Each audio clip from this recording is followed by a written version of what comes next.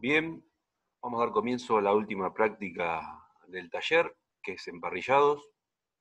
Simplemente es un enunciado con una serie de preguntas. Ahora vamos a ir describiendo algunas y ver dónde podemos encontrar las respuestas.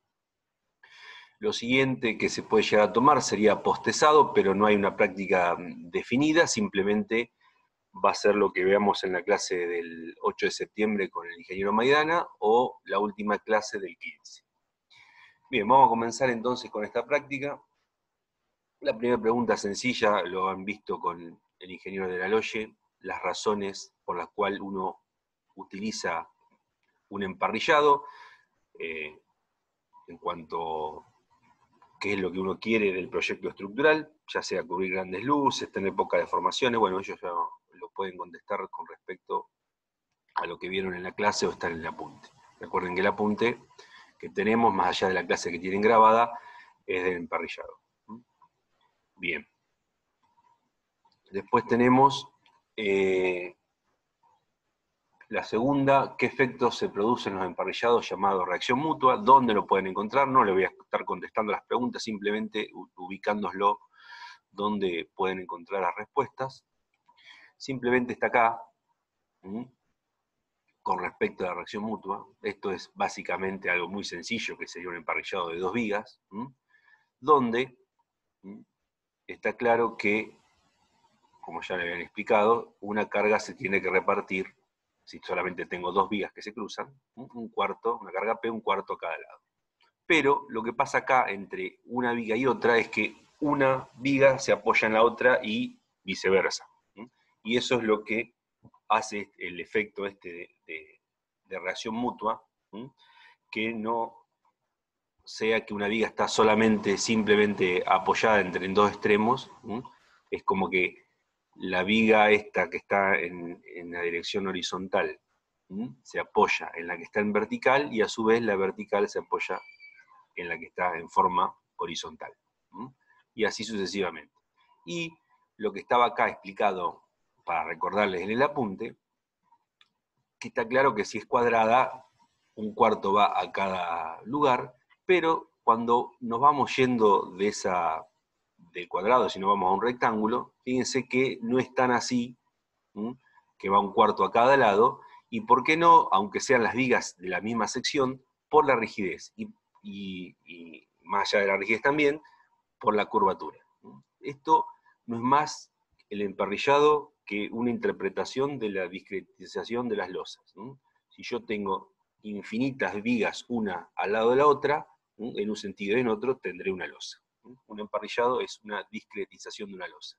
Pero el comportamiento general, global, de los esfuerzos que yo voy a tener de momentos, ya sea en el tramo o en los apoyos si estuviera empotrado, es muy parecido a lo que yo encontraría en una losa.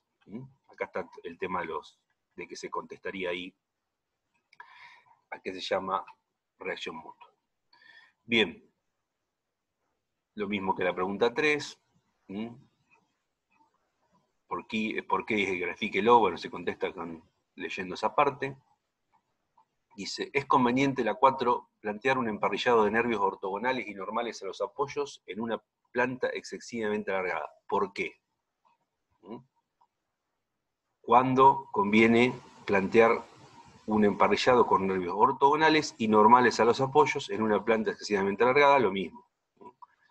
Fíjense que, para que tengan una idea, les traje un dibujo, y espero que con esto lo entiendan mejor.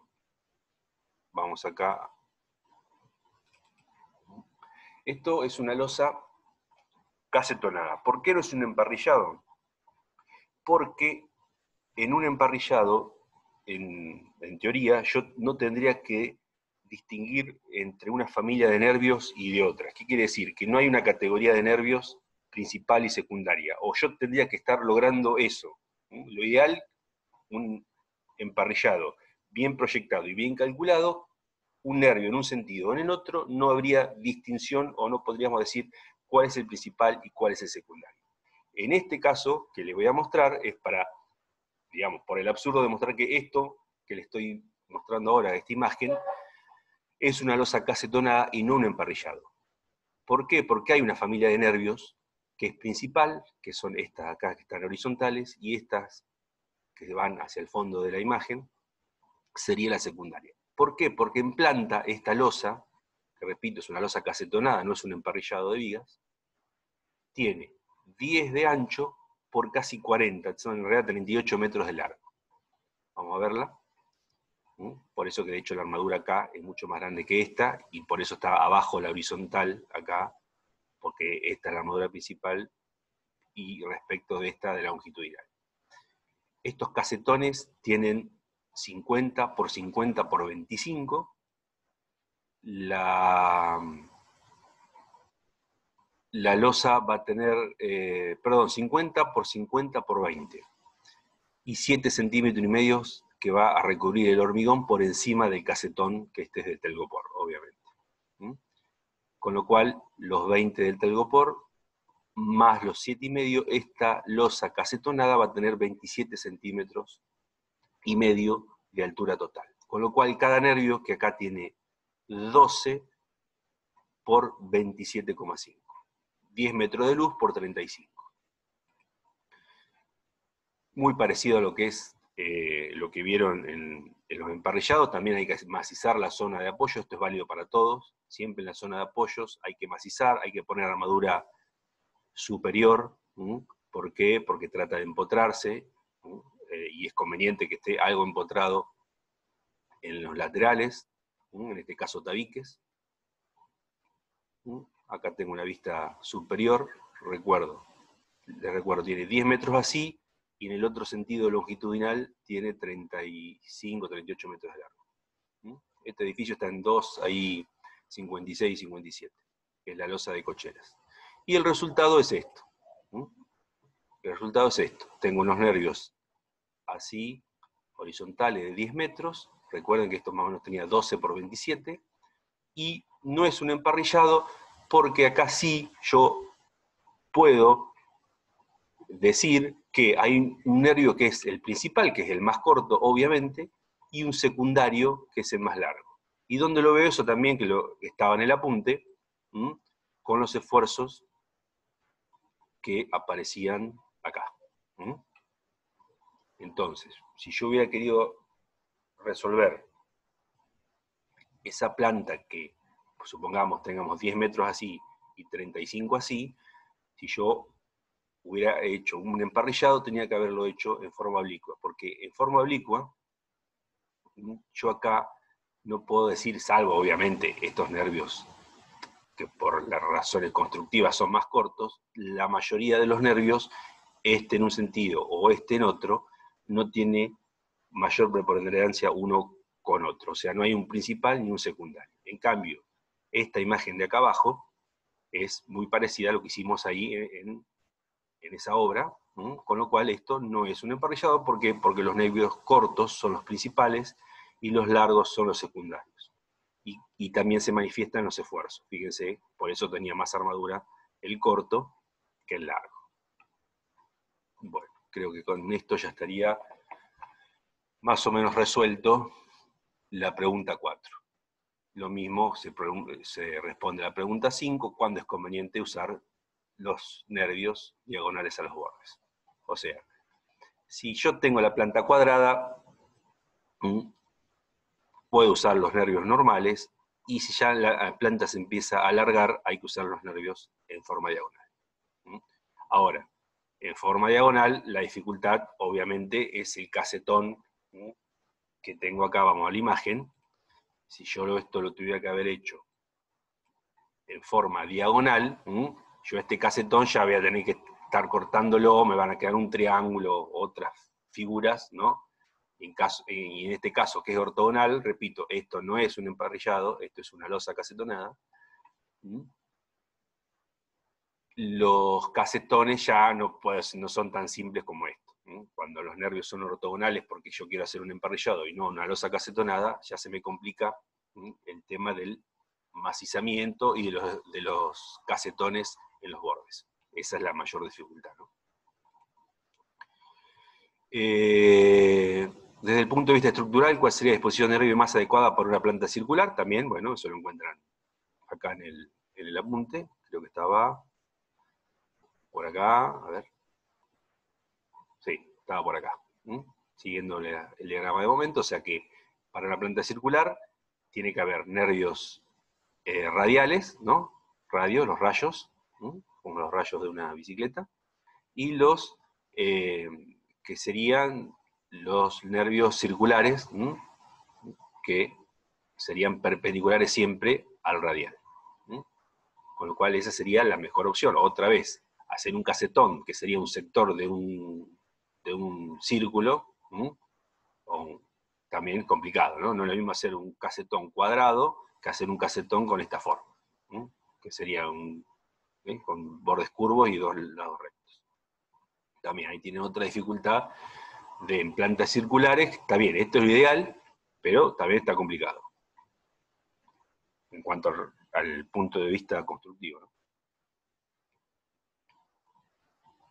Bien, pregunta 7. ¿A qué esfuerzo están sometidas las vigas de borde de un emparrillado? Esto lo pueden ver, y seguramente lo explicó el profesor, en esto de acá. Acá tenemos una sola viga.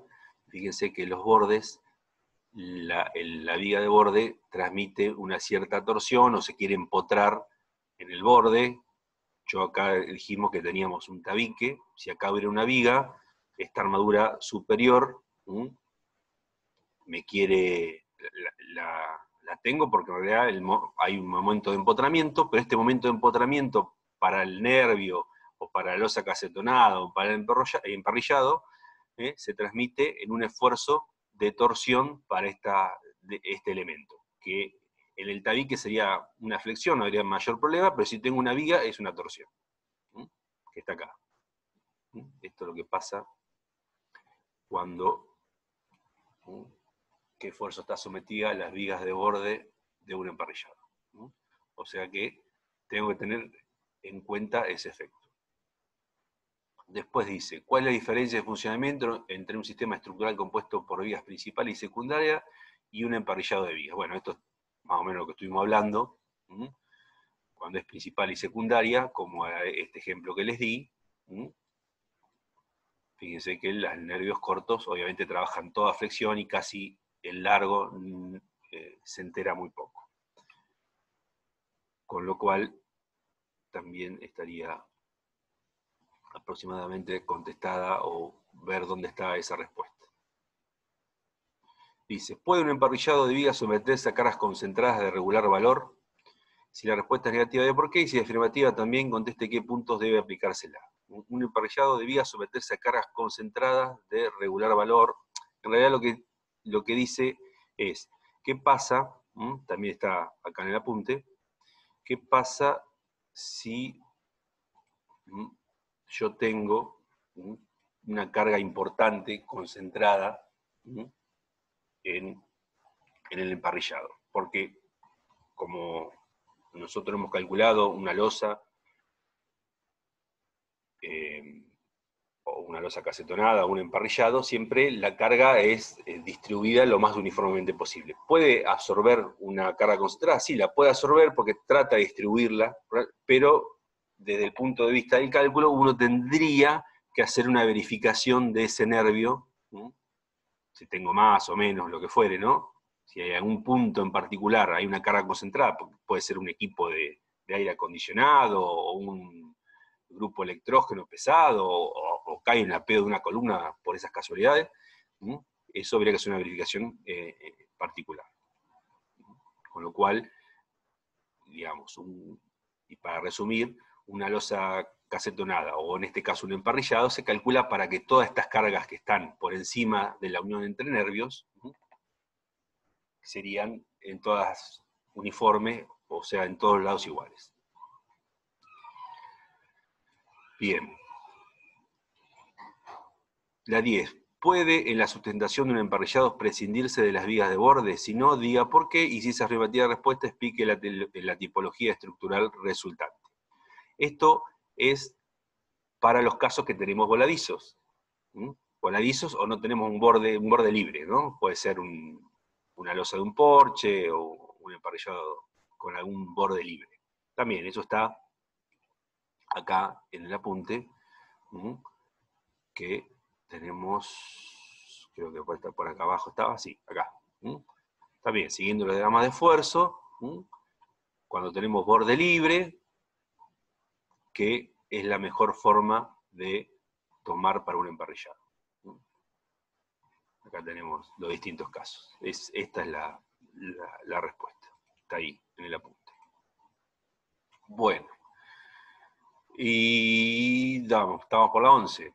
¿Dónde se produce mayor esfuerzo de flexión en un emparrillado de planta cuadrada con nervios ortogonales a los bordes? ¿Por qué? También, eso está en la respuesta. Están los esfuerzos también calculados. Lo que está preguntando es, vamos de vuelta a la pregunta, dice, ¿dónde se produce mayor esfuerzo de flexión en un emparrillado de planta cuadrada? O sea, planta cuadrada con nervios ortogonales a los bordes. O sea, si yo voy, la planta es cuadrada, L1 igual a L2, ortogonales a los bordes, tenía que ir a esta imagen. Esto es en diagonal a los bordes, esto es ortogonal. ¿Y dónde se produce el mayor esfuerzo? Obviamente en los nervios más centrales. En este caso, bueno, tiene 3×3, pero si yo tuviera mucho más nervios, siempre el nervio que pasa por el medio en la horizontal o por el medio en el vertical, donde se producen los mayores esfuerzos. Recuerden otra vez y repetimos. Si yo tuviera infinitos nervios verticales e infinitos nervios horizontales, sería una losa de la altura del nervio. Y en una losa, ¿dónde tengo mayor esfuerzo? En el centro, indefectiblemente. Si yo tengo mayor esfuerzo en el centro y yo ahora estoy discretizando con vigas, ya sea ortogonales a los bordes o en diagonal, siempre el mayor esfuerzo lo voy a tener en teoría en el centro. Bien. Después, la 12 dice, ¿qué distribución de nervios deberían tener un emparrillado de planta rectangular con uno de sus bordes libres y los restantes 3 apoyados? Bueno, eso ya está parecido a lo que era la 10. Y la 13, ¿qué distribución más conveniente de nervios debería tener un emparrillado de planta cuadrada con los bordes contiguos libres? Bueno, también, la 13 es lo mismo, distintos casos que están acá en el apunte con los distintos apoyos. Lo que sí ustedes, más allá del dibujo, lo tienen que justificar, porque son preguntas que van a entrar en el parcial. Bueno, también acá les traje algo que hice acá en un edificio general 73 y 31, 30 y 31, que también, otra vez repito, esto pareciera que fuera un emparrillado de vigas, las vigas tenían 15×60 en el sentido corto, lo mismo, no, en el largo era un poco más corta, 15×50, pero otra vez, esto no es un emparrillado de viga. ¿Por qué? Porque la planta, si bien es un trapecio, hay una familia de nervios que es principal, que son los cortos, estos del B2 al B9, y después tengo una serie de nervios, en este caso el 51, 52, 53, 54 y 55, 55 y 56 acá, que son más cortos. Más largos, perdón. Con lo cual, a priori, ustedes, para identificar entre una losa casetonada y un emparrillado, siempre fíjense en la longitud de los nervios, cómo están dispuestos respecto al borde. O sea, siempre manda la geometría del borde, o sea, cómo es la planta. Eso primero. Después, ¿está apoyado en todo el borde? Bien. Si está apoyado en todo el borde, hay una disposición de nervios que puede ser ortogonal si la planta es cuadrada, o oblicua si la planta es alargada como esta. Con lo cual esta, si yo no... Lo primero que tendría que contestar es que esto es una losa casetonada. ¿Por qué? Porque no hay claramente una familia de nervios principales que son los cortos y una secundaria que son los largos. ¿Mm? Bueno, ahí está un detalle de cómo fueron los nervios, la armadura de los nervios y demás. Entonces, espero que haya quedado claro. Les repito de vuelta, esta es la última práctica en cuanto a enunciado que contestar. Todas estas preguntas entran, obviamente, en el parcial. Y lo que se refiere a lo que es elementos postesados y la explicación que vamos a dar el 15, que es la última clase, directamente con lo que damos en la clase surgirán las preguntas eventualmente de parcial y obviamente lo que tienen ustedes en la guía de estudio.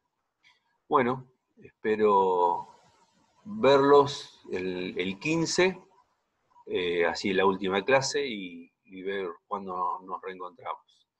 Bueno, de ya muchas gracias y nos vemos para la clase de postesado.